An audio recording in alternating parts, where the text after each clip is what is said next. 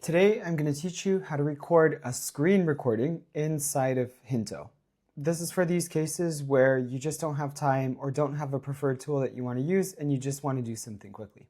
So I'm going to open up a project. We're in the Hinto project actually for our documentation. So what you do is to get access to this feature is you tap Add Content, select if you want a single or multiple article. Then you choose the template as always, so you can pick from a list of them. When you do, you have three options at the top.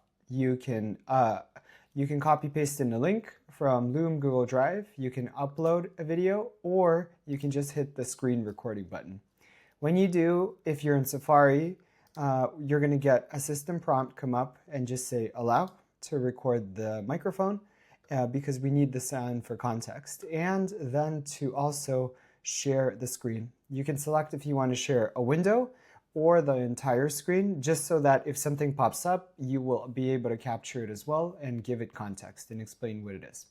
So I'm going to select record screen, and then I'm going to tap share screen, and it's going to start recording like so. Okay, so now we're basically recording. I would then probably go into a new tab like this. And again, I don't have to say anything perfectly. I'd maybe just jump into a project like so, and then I'd just start talking about the new features. Let's say here in the editor, we've discovered this and this and this, and added this and this and this, and that would be it.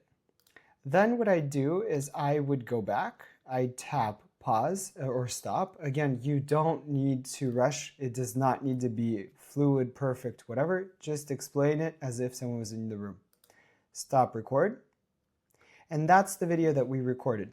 You can tap play to watch a preview of it, or you can tap re-record and then start re-recording it. In this case, we're going to say use recording, and then it's going to basically be ready for us to use. So I'm going to press select.